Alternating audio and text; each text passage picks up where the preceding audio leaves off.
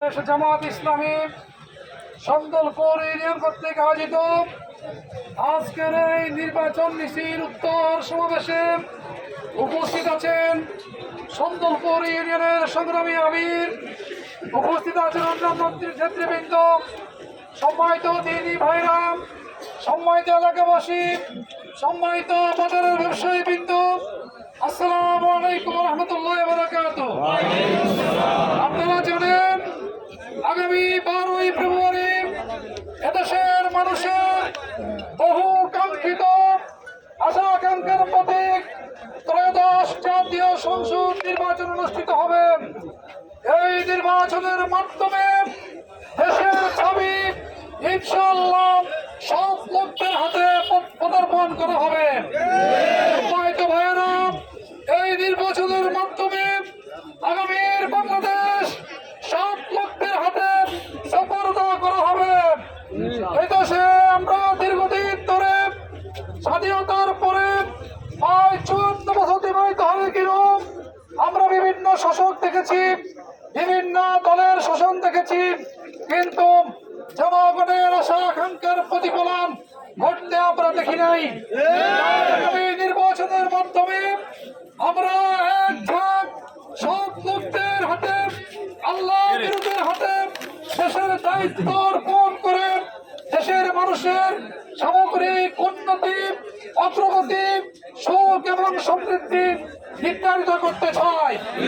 সম্মানিত এলাকাবাসী, সম্মানিত বাজারের ব্যবসায়ী বৃন্দ, আমরা আপনাদের মাঝে এসেছি একটি দুর্নীতিমুক্ত সমাজ উপহার দেওয়ার বার্তা নিয়ে। সম্মানিত এলাকাবাসী, আমরা আপনাদের কাছে এসেছি আল্লাহর আইন এবং সব লোকের শাসন প্রতিষ্ঠার বার্তা নিয়ে। আমরা আপনাদের কাছে এসেছি দেশ থেকে সকল প্রকার অন্যায়, অবিচার, অনিয়ম, চাঁদাবাজি, সন্ত্রাসী, স্বেচ্ছাচারী দূর করার এক অশেষ বার্তা নিয়ে।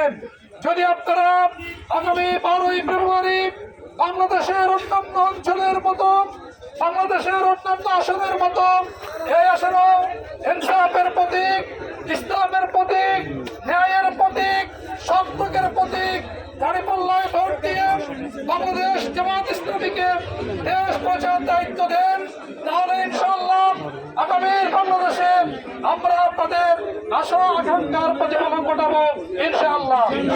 সম্মানিত ভাইয়েরা, সম্মানিত এলাকাবাসী, সম্মানিত বাজারের ব্যবসায়ী বৃন্দ, আপনারা জানেন দীর্ঘ 17 বছর আমাদের প্রতি নিপীড়ন করা হয়েছে, আমাদের নেতৃবৃন্দকে গুম করা হয়েছে, খুন করা হয়েছে, আয়না করে বন্দী করা হয়েছে, আমাদেরকে দিনের পর দিন কারাগারের অন্তঃপ্রকোষ্ঠে নির্যাতন করা হয়েছে।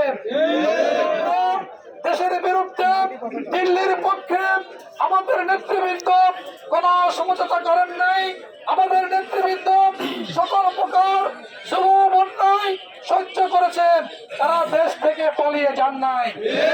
হয়তো দিদি ভাইরা, আমাদের নেতৃবৃন্দ যেভাবে জীবন দিয়ে দেশ প্রেমের পরিচয় দিয়েছেন, দেশের মানুষের সুখে দুঃখে তাদের সঙ্গে ছিল, ইনশাআল্লাহ আগামী দিনেও এই বাংলাদেশকে এগিয়ে নেওয়ার জন্য আমরা আপনাদের সুখে দুঃখে থাকবো, আপনাদের আশা আকাঙ্ক্ষা প্রতিফলন ঘটাবো ইনশাআল্লাহ।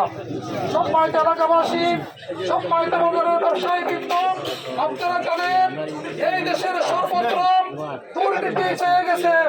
দুর্নীতির কারণে আমাদের যাতায়াত ব্যবস্থা সহ শিক্ষা প্রতিষ্ঠান, সকল ক্ষেত্রে চিকিৎসা, শিক্ষা, সকল ক্ষেত্রে আমরা পিছিয়ে আছি।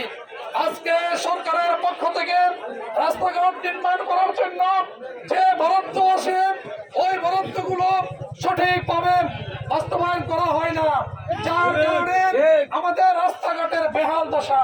সম্মানিত দিনী ভাইরা, দেশের দরিদ্র গরিব মানুষের চিকিৎসার জন্য সরকারি হাসপাতালগুলোতে